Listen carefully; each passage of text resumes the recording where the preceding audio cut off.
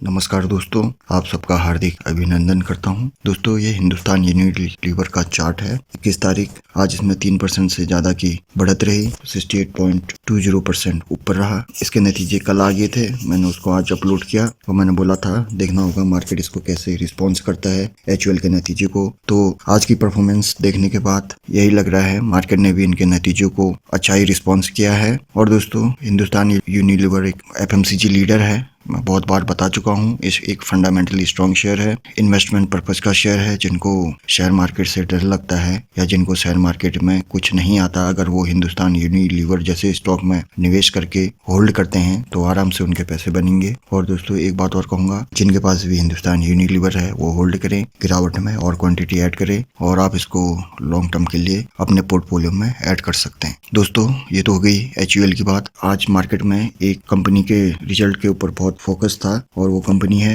Reliance industries. जहाँ उसके नतीजे आ गए हैं, मार्केट बंद होने के बाद उसके नतीजे आए। RIL के नतीजे कैसे रहे उसी के ऊपर मैं आपको एक ओवरव्यू दूंगा। दोस्तों, आप मेरी स्क्रीन पर देख सकते हो, रिलायंस का रिजल्ट मैंने लगा रखा है 21 जनवरी 2022। तो अब हम इसके सीधे कंसोलिडेटेड आय देखेंगे, जिसमें इसकी सब्सिडरी का प्रॉफिट लॉस प्लस रिलायंस का प्रॉफिट लॉस कंबाइंड होगा। दोस्तों, एक कंसोलिडेटेड रिजल्ट मैंने लगा रखे हैं, अब इसी का ओवरव्यू लेंगे। ये अभी का है दिसंबर 2021 Q3 और ये Q2, ये Q3, लेकिन पिछले साल। यहाँ पर रेवेन्यू फ्रॉम ऑपरेशन देखेंगे, ये है। आप देख रहे होगे एक नई चीज, लेस GST रिकवर्ड, इसमें यानी माइनस क्या हुआ है, ये माइनस हुआ है। और रेवेन्यू फ्रॉम ऑपरेशन एक ये भी है। और ये वाला रेवेन्यू फ्रॉम ऑपरेशन GST को इसमें से GST को माइनस करके ये रेवेन्यू फ्रॉम ऑपरेशन ये आया है। फिर अदर इनकम को ऐड करके टोटल इनकम जो बनी है वो ये है। तो मैं आपको सीधे रेवेन्यू फ्रॉम ऑपरेशन बताता हूँ, ये अब की बार का है। और ये आंकड़े दोस्तों लाखों करोड़ में होते हैं, मैं आपको बार बार बोलता हूँ, मैं आपको डिजिट में पढ़कर बता रहा हूँ। 191 और ये Q2 174, ये पिछले साल Q3 123। तो रेवेन्यू फ्रॉम ऑपरेशन में अच्छी खासी जंप है, चाहे क्वार्टरली बेसिस पे बात करें या ईयरली बेसिस पर। अब अदर इनकम को मिला के जो टोटल इनकम बन रही है इनकी वो है 195 इस बार का, ये 178 Q2, 128 Q3, लेकिन पिछले साल दिसंबर 2020। तो यहाँ भी इन्होंने अच्छी खासी जंप दिखाई है। अब दोस्तों, इनका हम प्रॉफिट बिफोर टैक्स देखेंगे। इसमें प्रॉफिट बिफोर टैक्स में दो सेक्शन है, एक जॉइंट वेंचर का होगा और एक profit before exceptional item and tax. ये जॉइंट वेंचर वाला है, profit loss of associate and joint venture exceptional item and tax, ये है 22,258। Q2 का था 19,195 और पिछले साल Q3 15। तो यहाँ भी जंप है। और जो एक्चुअल है profit before exceptional item and tax वो ये है 22,391, 19,234, 15,103। यानी प्रॉफिट बिफोर टैक्स में भी इन्होंने बढ़ोतरी की है। और यहाँ पर एक एक्सेप्शनल आइटम का है, उसको ऐड करने के बाद ये ऐड हुआ है, इनको कोई आय प्राप्त हुई होगी, ये वाली कह रहा हूँ मैं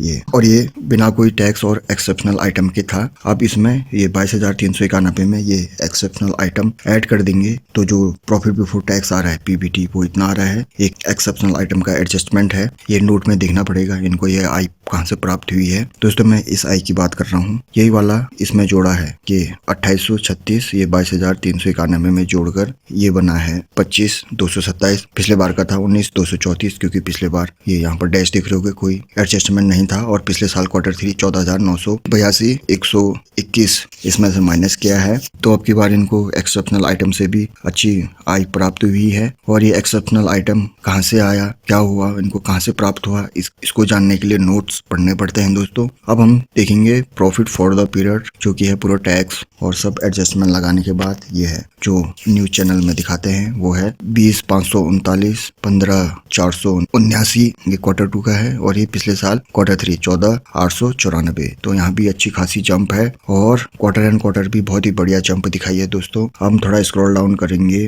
तो यहाँ पर EPS देखने को मिल जाएगा। हम बिफोर और आफ्टर दोनों देखेंगे EPS। ये बिफोर है, बिफोर एक्सेप्शनल आइटम की, ये 23.79, 20.88 पिछले क्वार्टर का था और 20.51। तो EPS में भी बढ़ोतरी है। और आफ्टर एक्सेप्शनल आइटम करने के बाद 28.08, 20.88 और 20.33, यानी EPS में भी साल दर साल और तिमाही दर तिमाही बढ़ोतरी है। अब आप थोड़ा सा स्क्रॉल डाउन करोगे तो यहाँ पर आपको नोट्स दिख जाएगा। दोस्तों ये रिजल्ट आप डाउनलोड करें और नोट्स पढ़ें। इसमें पूरा एडजस्टमेंट लिखा रहता है और इन्होंने एक फॉर्मूला भी बताया है कैसे कैलकुलेट करते हैं एडजस्टमेंट। ये यहाँ पर देख सकते हो आप, रेशियो कैसे कैलकुलेट करना है, अच्छी चीज बताई है इन्होंने। उसके बाद स्क्रॉल डाउन करने के बाद दोस्तों सेगमेंट वाइज रेवेन्यूज यानी किस सेगमेंट से इनको कितनी आय प्राप्त हुई है। तो ये O2C ऑयल टू केमिकल, जैसे कि आप जानते हो रिलायंस एक कॉन्ग्लोमरेट कंपनी है, बहुत सारी बिजनेस है, लेकिन O2C इनका बहुत पुराना बिजनेस है और ऑयल एंड गैस ये भी इनका बहुत पुराना बिजनेस है। तो O2C से भी आप देखोगे यहाँ पर अब की बार का 131, 120 पिछले क्वार्टर का था, Q2 और 83, तो क्वार्टर एंड क्वार्टर और ईयर ऑन ईयर भी बढ़ोतरी है। ऑयल एंड गैस सेगमेंट में भी इन्होंने बढ़ोतरी दिखाई है। फिर आते हैं महत्वपूर्ण सेक्शन रिटेल में भी दोस्तों आप देखोगे 57, अब की बार का 45, मैं आपको शुरू का डिजिट पढ़ के बता रहा हूँ, इससे आपको अंदाजा आ जाएगा, और 37। तो रिटेल सेक्शन में भी इन्होंने रेवेन्यू के मामले में जबरदस्त प्रदर्शन किया है। और दोस्तों डिजिटल सर्विस, इसमें भी इन्होंने अच्छी खासी बढ़त दिखाई है, 25,200, 24,362 Q2 और ये पिछले साल Q3 का। तो ये डिजिटल सर्विस में भी इन्होंने अच्छी खासी जंप दिखाई है। और आप सोच रहे होंगे यहाँ पर जियो का नाम नहीं है, तो दोस्तों जियो डिजिटल सर्विस के अंदर ही इंक्लूड है, इसमें ही। अब मैं आपको दोस्तों रिलायंस से जुड़ी कुछ और बात बताऊंगा, परसेंटेज में बताऊंगा कितना परसेंट में क्या रहा। दोस्तों जियो से जुड़े आंकड़े बताऊंगा मैं आप। दोस्तों जियो की बात करें, जो रिलायंस को जियो से नेट प्रॉफिट हुआ है उसमें 10% की बढ़ोतरी हुई है ईयर ऑन ईयर आधार पर। और दोस्तों टेलीकम्युनिकेशन कंपनियों के लिए आरपू बहुत मायने रखता है। आरपू मैंने आपको जब एयरटेल के ऊपर मैंने एक वीडियो बनाया था उसमें बताया था कि आरपू क्या होता है, एवरेज रेवेन्यू पर यूजर, यानी एक कस्टमर से उनको कितनी कमाई होती है, यानी प्रति कस्टमर टेलीकॉम कंपनियां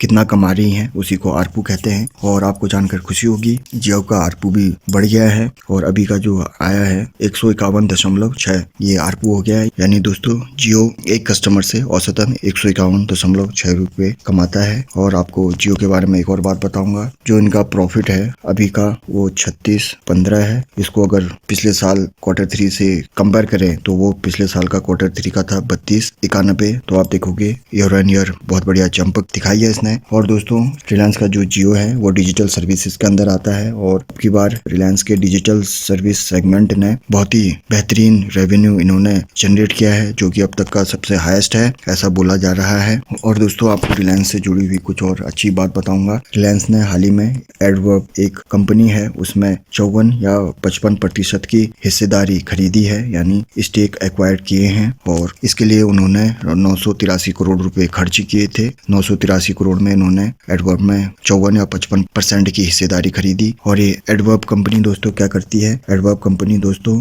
ये डोमेस्टिक रोबोटिक्स कंपनी है। और यहाँ पर आप ध्यान देना, ये रोबोटिक्स, तो यहाँ पर ध्यान दोगे रिलायंस नए नए बिजनेस सेगमेंट में भी निवेश कर रहा है भविष्य को देखते हुए। तो यही एक अच्छे कंपनी की निशानी होती है, मैनेजमेंट की निशानी होती है कि अपने आप को इम्प्रूव करे। ये अच्छी बात है जिसका फायदा रिलायंस को आने वाले टाइम में मिलेगा। रिलायंस के रिटेल सेगमेंट ने भी बहुत ही अच्छा बढ़िया प्रदर्शन किया है और इन्होंने अभी हाल ही में 830 नए रिलायंस स्टोर खोले हैं। और दोस्तों एक अच्छी बात और, EGR का नाम आपने सुना होगा, एडजस्टेड ग्रॉस रेवेन्यू। तो रिलायंस ने हाल ही में 30,000 करोड़ से ज्यादा का EGR का भुगतान किया था, जो कि बहुत बड़ी बात है। एयरटेल को भी EGR में कोई परेशानी नहीं है, वो भी अपना भुगतान कैश में करते हैं। परेशानी सिर्फ वोडाफोन आइडिया और TTML को थी। एक बात बताना चाहूंगा, TTML टाटा टेली सर्विसेज के अंतर्गत आती है और उन्होंने 900 से 1000 करोड़ तक का EGR का भुगतान किया था पिछले साल। भुगतान करने के बावजूद भी उनके ऊपर बहुत बड़ा कर्ज है और वोडाफोन आइडिया से अच्छी स्थिति TTML की है। और दोस्तों अब बात करूं कस्टमर की, जो जियो के कस्टमर है वो 42 करोड़ के आसपास हैं और इन्होंने अक्टूबर नवंबर दिसंबर क्वार्टरली जो नेट कस्टमर ऐड किए वो 1 करोड़ नेट कस्टमर ऐड किए हैं और इसी को मिला के ये आंकड़ा 42 करोड़ तक पहुंचा है। दोस्तों एक चीज बताऊंगा, आप ये 42 करोड़ को अगर 151.6 से इंटू करोगे तो आपको पता चल जाएगा कि